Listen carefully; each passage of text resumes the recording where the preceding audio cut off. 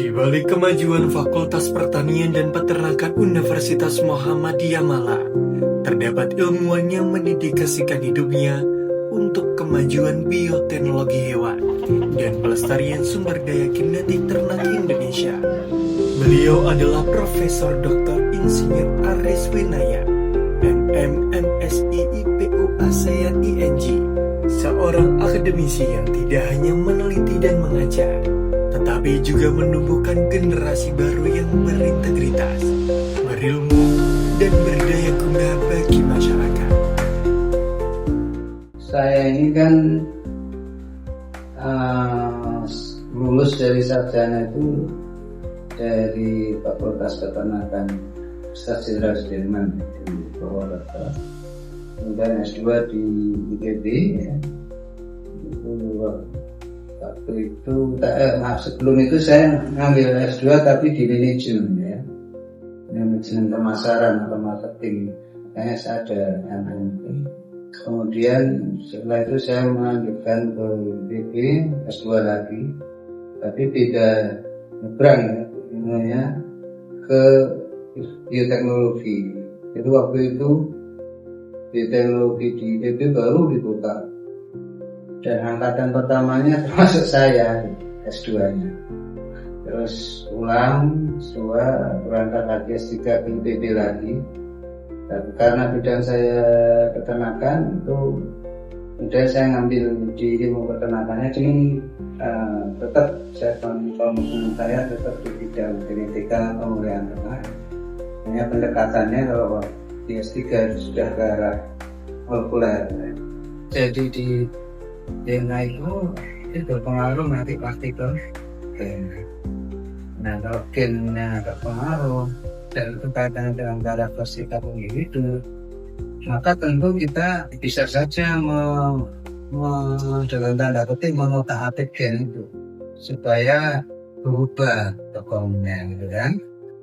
Contohnya misalnya pada ayam, tokohnya tadinya seperti ini, ada perbedaan warna, sini agak sini putih, sini coklat. Ini kan sebenarnya juga faktor itu. Ya, kalau ini diganggu misalnya, bisa saja warnanya nanti tidak putih lagi, dan semuanya dalam karakter manusia. Karena itu yang menyebabkan gen tadi kan. Kalau kita melakukan gangguan, melakukan perbaikan pada gen itu, nanti tentu diharapkan berubah karakter. Nah itulah yang menjadi menarik, karena Anda jadi paham ciptaan Allah itu sangat luar biasa ya, karena DNA tadi kan sebenarnya terdiri dari susunan yang lebih kecil lagi, dan jumlahnya itu kan ditentukan hanya dikategorikan dari jenis basanya DNA.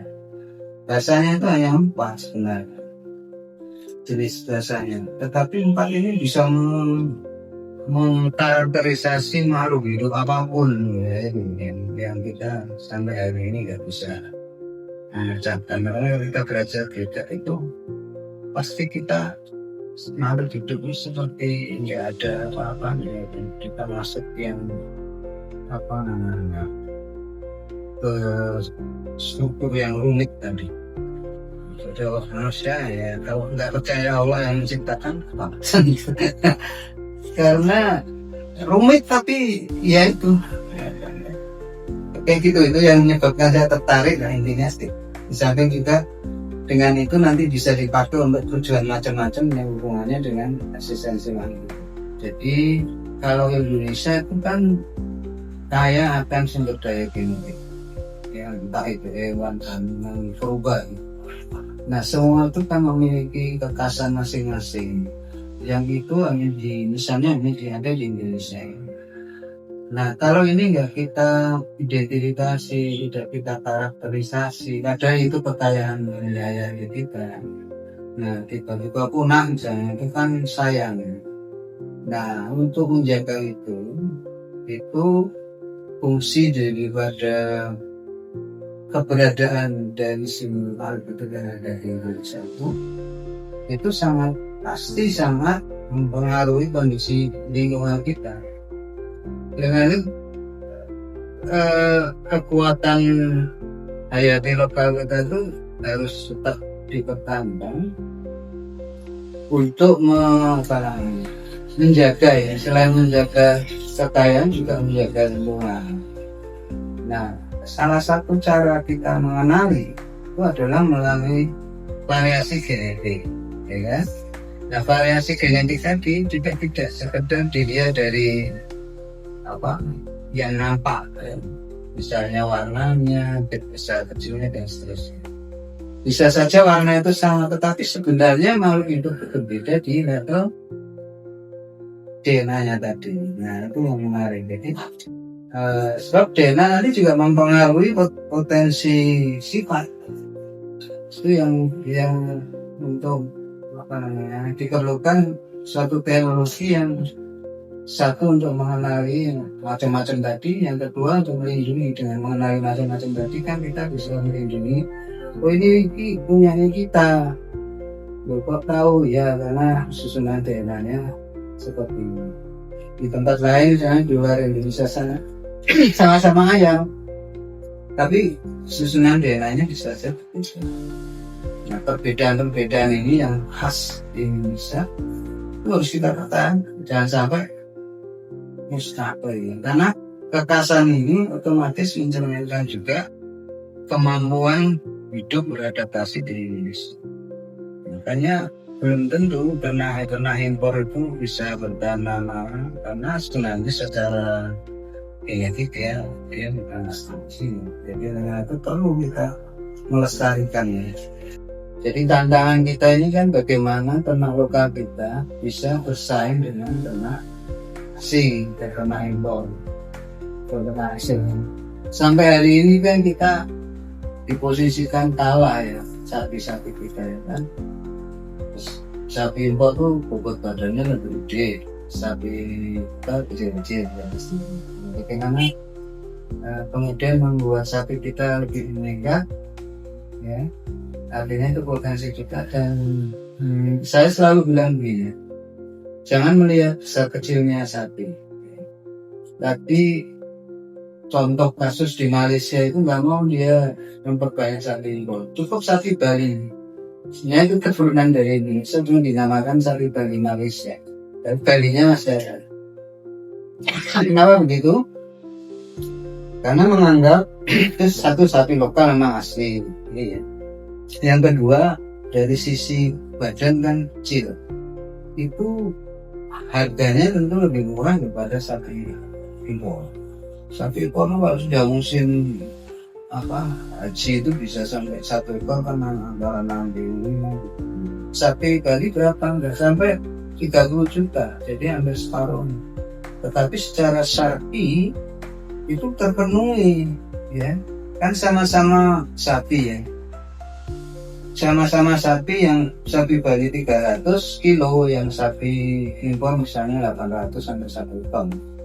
Tapi secara syar'i kan sama-sama bisa 7 orang. Ya kan, di sini juga 7 orang, tapi harganya kan di sini 2 kali lipat dari di sini. Sehingga kalau mohon maaf masyarakat yang terbatas secara finansial tapi dia ingin berkorban, itu kan bisa menggunakan sapi-sapi rekan dan sapi rekan kan menjadi termanfaatkan secara itu sebenarnya seperti itu. Nah, tapi sekarang kan belum, mindsetnya kan selalu ternak itu selalu yang besar sehingga dia lupa bahwa kita juga punya potensi. Nah, itu tantangannya tidak hanya sapi ya, termasuk ayam ini, ayam terus ada kambing domba dan seterusnya.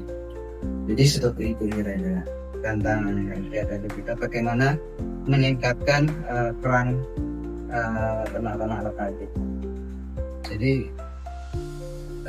saya percaya misalnya saya menemukan ide itu bukan karena saya pintar atau saya memang orang yang akhirnya tinggi, tapi itu sebenarnya hidayah, ya, petunjuk yang dilewatkan ke saya gitu. Sehingga akhirnya saya seperti ada sesuatu yang munculnya, nah itu lalu muncul ide. Sehingga sehingga kalau kita pelit berbagi ilmu itu salah. Ya intinya kalau anak muda itu kan harus progresif ya, jangan mudah menyerah gitu ya, harus kerja keras, kemudian harus adil apa ilmunya, dan intinya tuh tidak boleh berhenti di dalam apa namanya beraktivitas, terutama misalnya terkait dengan aktivitas akademik maupun pengabdian atau kehidupan secara umum.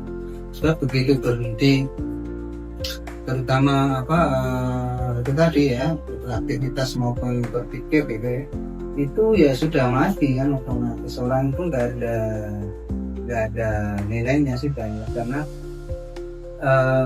kalau dia hanya pasif di rumah tidur saja nggak pernah berpikir ini untuk ke depan apa. Kita ini kan hidup ya sebenarnya kan hanya sementara ya.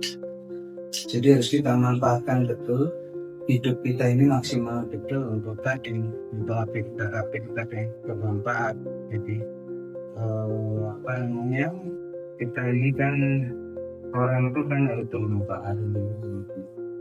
Selama perjalanan akademiknya, Profesor Aris terus meneguhkan nilai integritas, ketekunan, dan kebermanfaatan dalam setiap langkah.